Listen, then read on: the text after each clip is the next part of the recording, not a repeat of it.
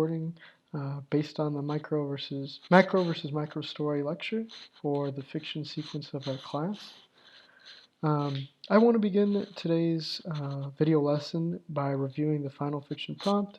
Then after I'll have the writing activities posted, we'll have a lecture on the macro versus micro activity. Remember, for homework, exercise 8 is due on Thursday at 9:30 a.m. Be sure to read Inventory by Carmen Maria Machado. This is just a trigger warning for all of you. It does contain explicit sexual content, so if you're uncomfortable reading it and unable to do so, please contact me for an alternative reading assignment. Having said that, let's discuss this fiction assignment. So this is going to be very similar to the other nonfiction assignment that we've done for class. So 800 to 1200 words, 3 to 4 pages, double-spaced, MLA format. You're going to have a reflective letter that's 1 to 2 pages. The reflective letter should be about 400 words, double-spaced as well. And I want you to answer some of the questions that are here for your reflective letter. This is going to be the rubric, so you're going to have the story's worth 10 points, the letter's worth 10 points, and then your format is 5 points. Okay, so if you have any questions about this, please email me, but it's very similar to what we've already done in the class. Having said that, this is writing activity 1. For this writing assignment, I want you to consider your favorite movies, books, stories. Write about what made the story special. What was the setting of those stories like, and how did that setting affect the psyche of the characters?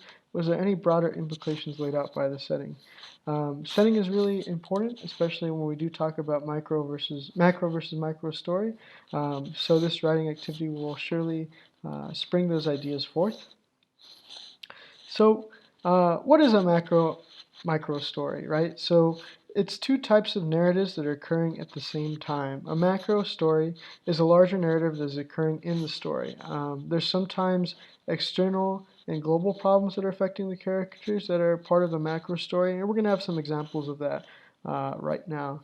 But usually the macro story is implied rather than explicitly told. So when we think about maybe like science fiction or fantasy novels, there's usually a broader macro story being played out. There is sort of, like in science fiction, you'll see routinely in a macro story, there's implications of a larger, like, intergalactic sort of world, and that the small stories with the individual characters, scenes, and dialogues are contained within this macro story, within this huge, sprawling setting where there's different characters and sort of different scenarios being played out, right? A micro story is just that. It's the opposite. So these are the individual scenes or dialogue of the story that the audience is experiencing.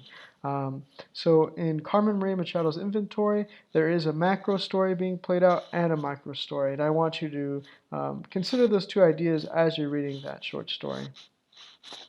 An example of a macro and micro story.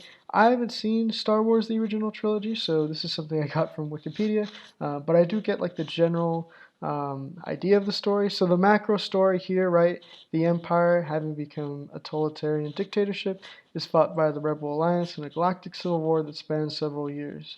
So that's the macro story that's being played out, and the micro story in this case would be the individual experiences of the characters, such as Luke Skywalker meeting Princess Leia. Another example of a macro and micro story would be Shrek. So the macro story of Shrek, it's set in a fictional world where all fairy tales exist. So you have like Puss in Boots, and you have the Red Riding Hood, the wolf from Red Riding Hood. You have the three blind mice, right? And conflict really arises from this world because of an unjust police force, which is led by Lord Farquaad, and cruel rulers. And the micro story, right, that's being contained is that Shrek attempts to rescue a princess from a dragon and deliver her to Lord Farquaad. Game of Thrones is another one, right, set in the fictional contents of Westeros and Essos. So the story follows the conflict where noblemen and different dynasties are fighting for control of the Iron Throne. And a micro story, right, because there's a lot of different arcs that occur in the story. A micro story is like Bran's arc. So Bran attempts to survive life in the wilderness after an attempted murder. So yeah, before we talk about the writing activity 2, I know this is a rather short lesson. I want to talk about the importance of just macro versus micro storytelling. Um, it's particularly important in science fiction and fantasy, and as you guys expressed before, that's something that you really want to concentrate your efforts on for this last sequence in the class. You need to have a good macro story to make the world that the characters live in feel like there's purpose and there's weight. Um, Stories that usually don't have some sort of overarching larger narrative that's occurring, it kind of feels empty, right? Um, because our world, it's very sort of like easy to kind of understand. Like there was that movie that just came out on Netflix called The Marriage Story, right? They don't really need to have much explanation.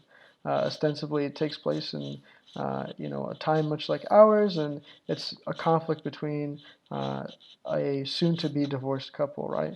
Um, in science fiction, you need to have some type of description to really flush out this world and to really build it into something that is unique and different.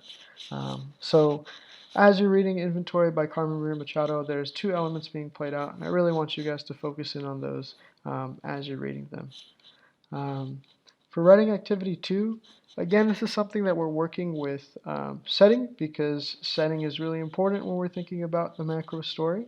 And this is really going to help you practice those sort of ideas. So I want you to write a description of the room you're in from the point of view of a character in a work in progress. So you might have a character that you worked on last week where you had to interview that character.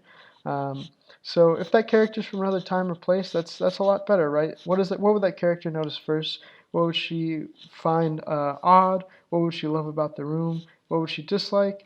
Go beyond describing the physical space and capture her attitude about what she sees. Let her be snarky or wax poetical, whatever captures her emotions about the space. The character doesn't have to be female again. I just wrote it as she to kind of better understand the writing activity. Um, and then I just want to clarify a point about our writing exercise that we have.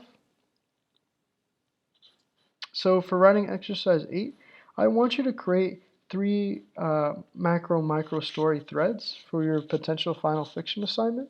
So it doesn't have to be, it doesn't have to be long. It could be descriptions like the ones that I've had for this one, right?